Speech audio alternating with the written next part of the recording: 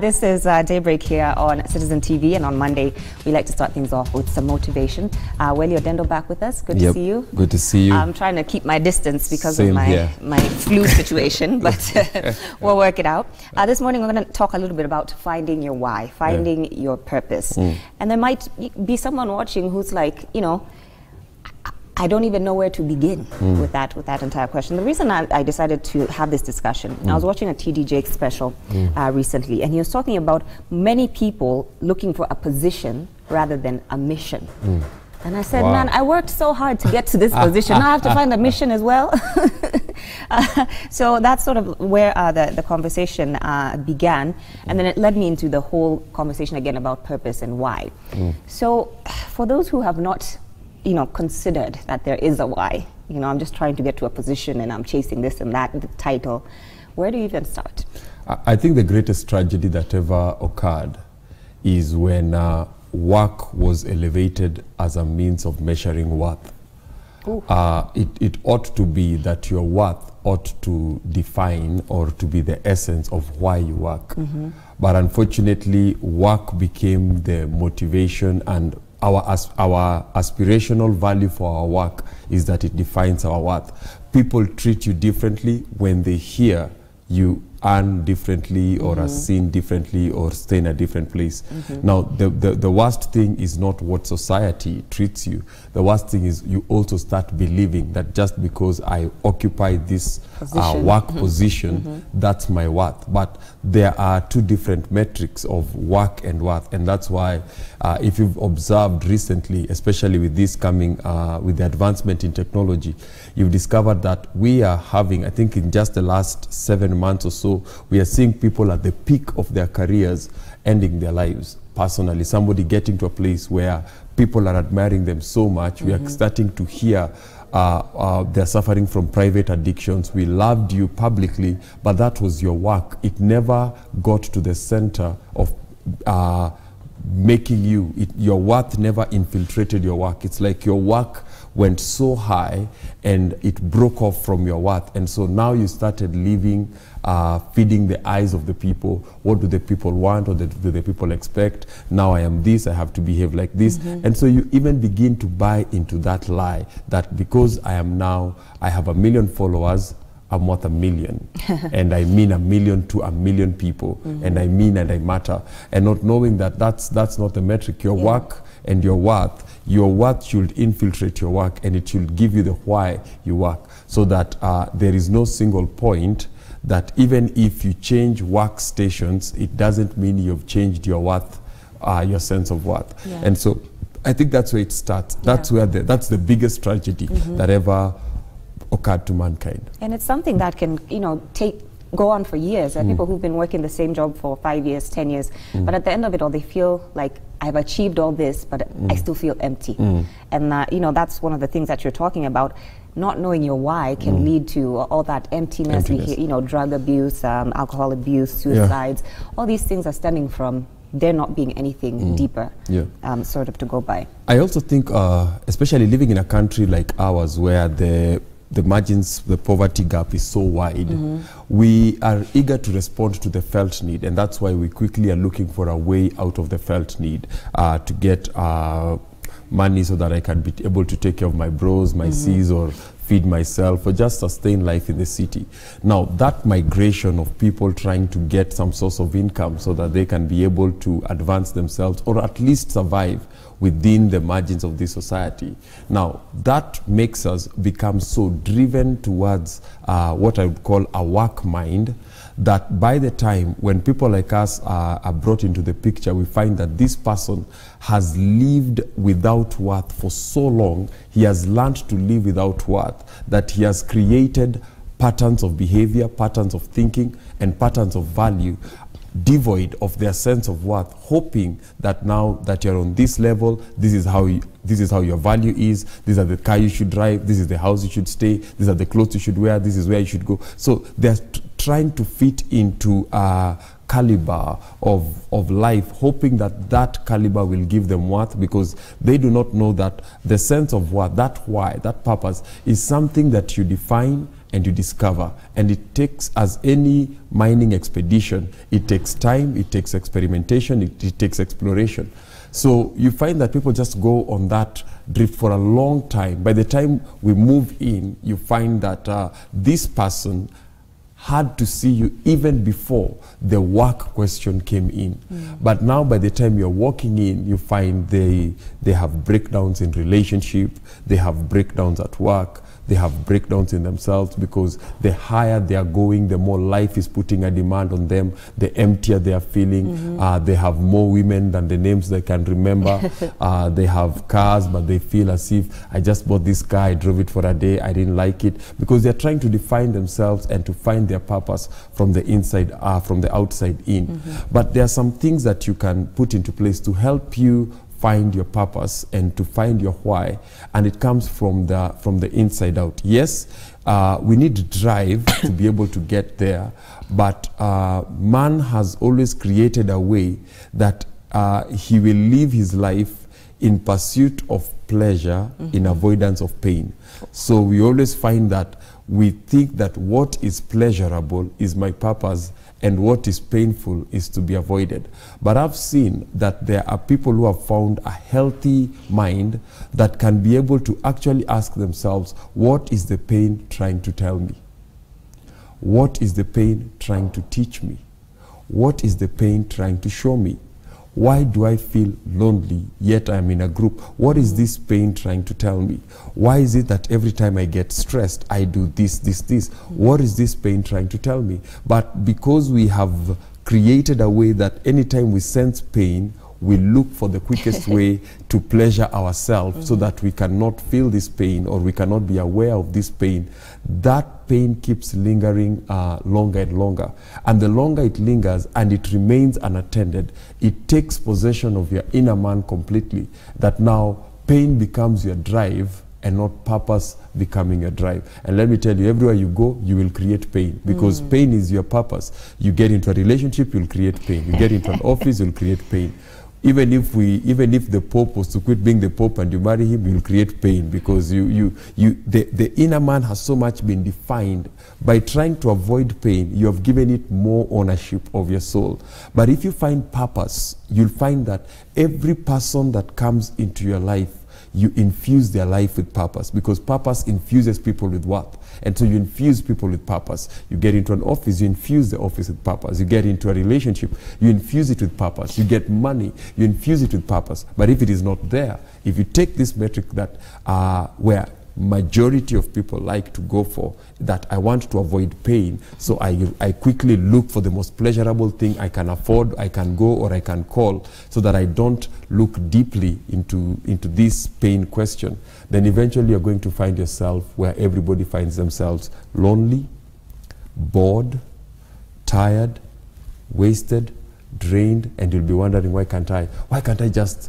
You have a good job, but you're not happy. And somebody else wakes up and he cooks githeri at a construction site, and that person has so much life, you actually wish you were that person. Right. Yep. It's incredible. I mean, few people, sit down and talk about or think about their legacy, right? And I've just been watching all the footage of Kofi Annan and how it is that he impacted lives. Why is it that we don't think about our legacy like earlier on in life? We're like, I'll get to it eventually, like in my later years, then I'll start thinking about what I'm leaving behind. Because we were rushed into what I would say into life. We rush through life so fast, and then those words like legacy, how many times do we hear them? We hear them when a man of the stature and caliber of Kofi Annan passes on, and then we hear there is this, move in, move out, move in, move. So we live in this noise that actually hides the important questions that we ought to learn.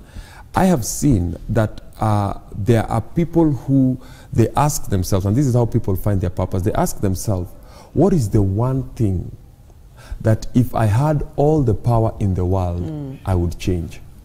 There are people who would say, I would make everybody to be rich so that there would be no poverty.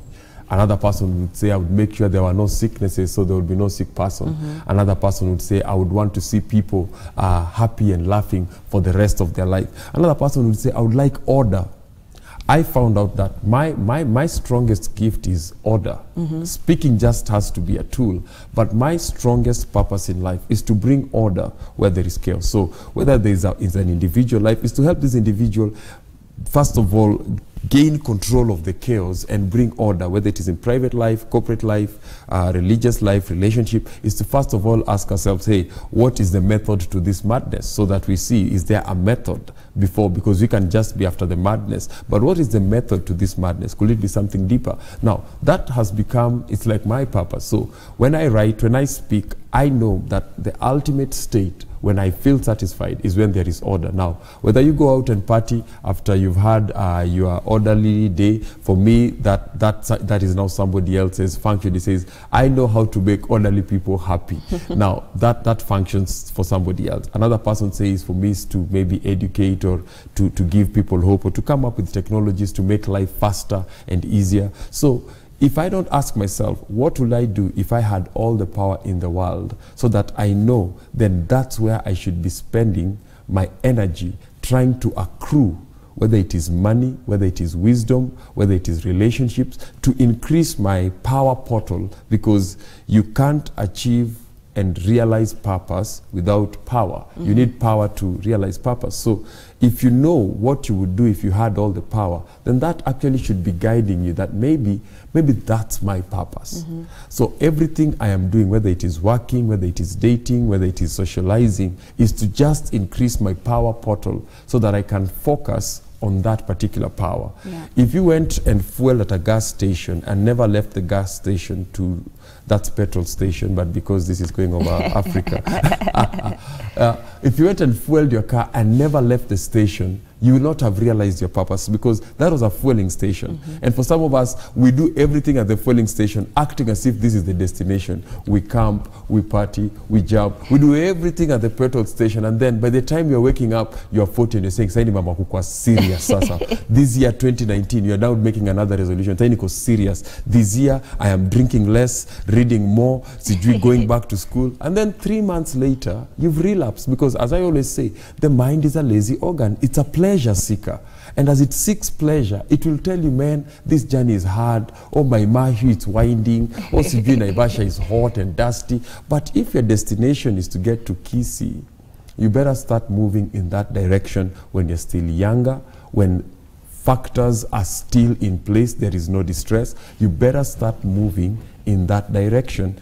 Chances are you're going to get there and feel more fulfilled as you're heading towards where you're going, than just camping at the petrol station and saying, oh, when we start going, it's going to be fun.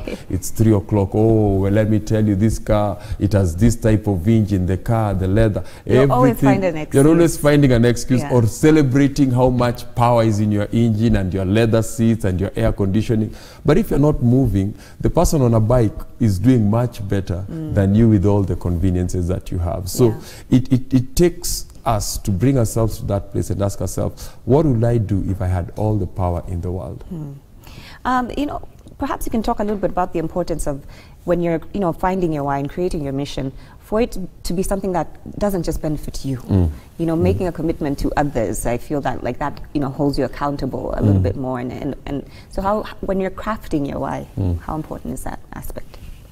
I think when you're crafting your why, there are things I actually tell myself is that sometimes the first and most important question you always ask yourself is, if I had all the power in the world, what will I do? And then it will hit you that you don't need all the power to change you. You need all the power to change the people and things around you. Right. So that is why purpose gives you width in life. And so the thing is that you should ask yourself, how would I measure the change in the people that I'm influencing? Because if I want to help people find their purpose, have I found mine? If I want to help people become better at a subject, have I mastered the subject? So it teaches you to become more responsible and take ownership of knowing that I cannot be of any help if I'm in the same mess as they're in. So it makes me put pressure on me.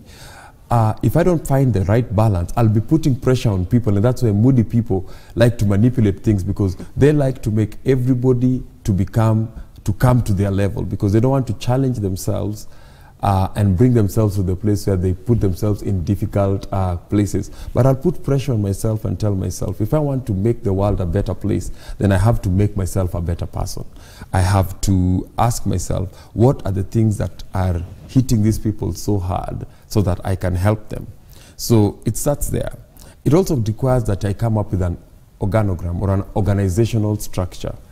You can't achieve purpose randomly. You can't, as you find your why, or if you find your why, it will not be random. It will not be, hey, I found the purpose, I'm going to change the world. It is. Here it is, so let me get in the bus, I've carried my toothbrush and my toothpaste and I'm going to change the world. It will require planning because there are logistics involved in how you help people, how you move people from point A to point B. You should know, where does my purpose end and where does somebody else's purpose begin? So if I don't have an organogram and know my purpose ends here and somebody else's purpose picks it up from there, you're going to end up like the people in this country. They think, well, why isn't the church not doing this, and why is the church not doing that? If not the church, why isn't the government not doing this, and why is the government not doing that? If not the government, why did my parents not do this, and why? Because they have not put themselves on the organogram and asked themselves, if the government does here to here, I pick up from here and move it to here, then the church or the mosque or the religious house picks up from here to here, then my wife picks up from here to here.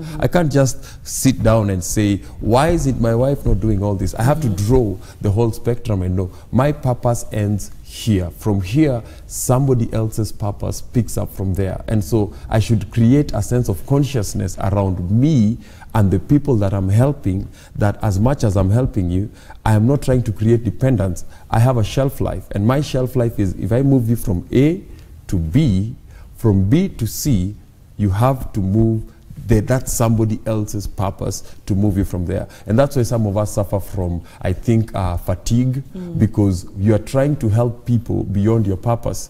It's not your purpose to do it, but now because somebody else is not doing, you are trying to be a good dog, a good cat, a good bird, and you're just a mess. And now you're tired, you're confused, you've taken so many people under your care, and now you are burning out because you never knew, where does my purpose end? And I've not created consciousness in the people that I'm helping or aiding or training, that my purpose ends here. It's just like school.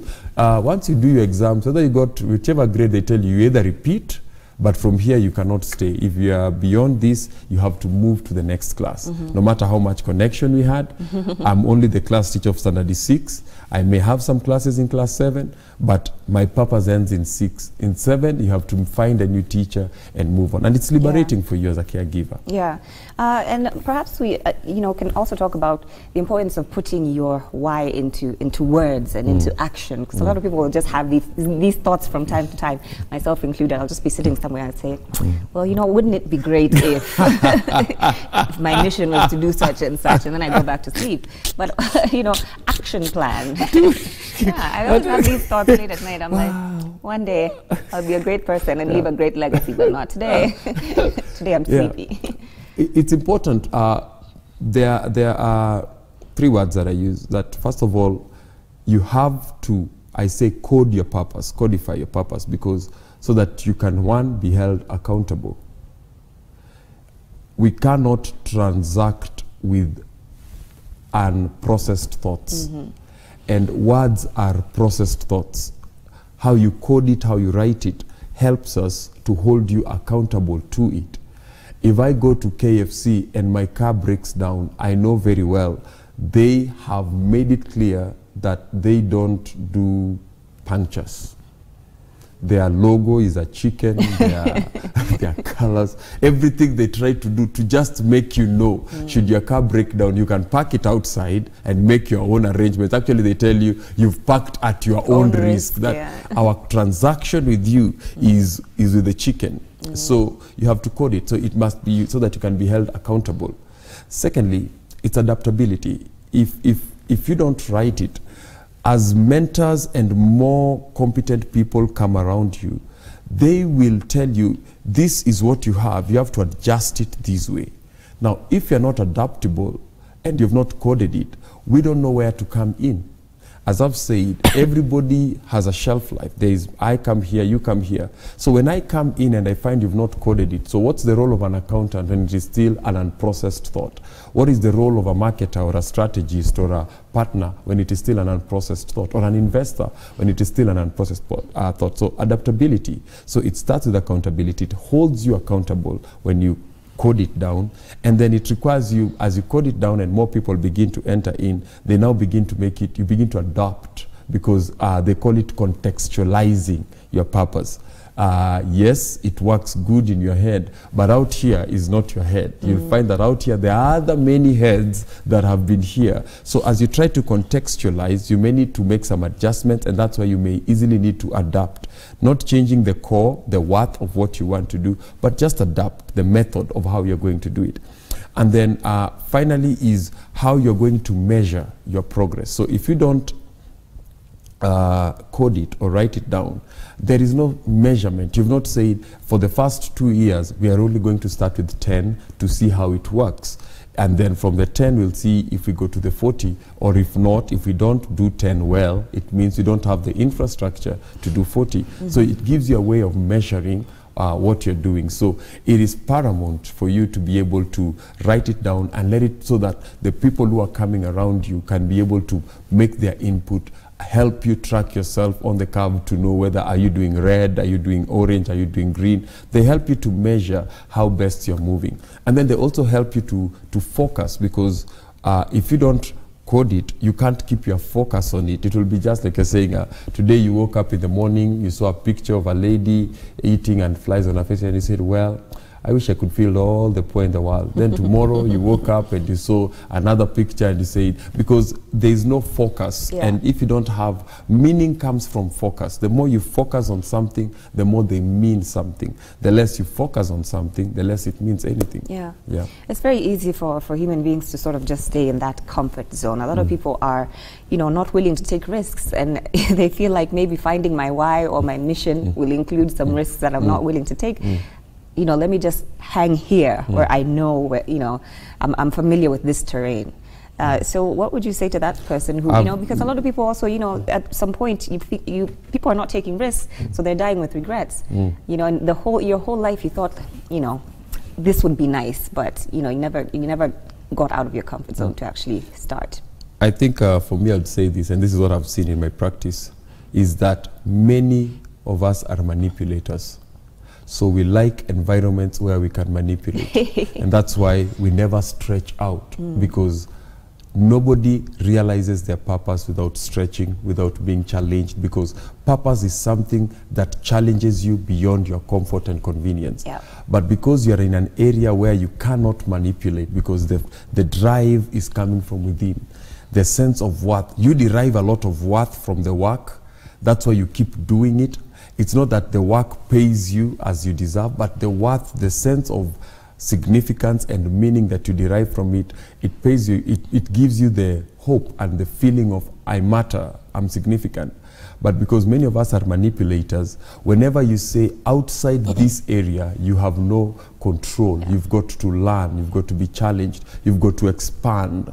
They feel like outside that area where they cannot manipulate, they don't want to live there. And that's why relationships break down, that's why organizations break down, because somebody is trying to manipulate something instead of mastering new environments by acquiring new skills. So it's just about that.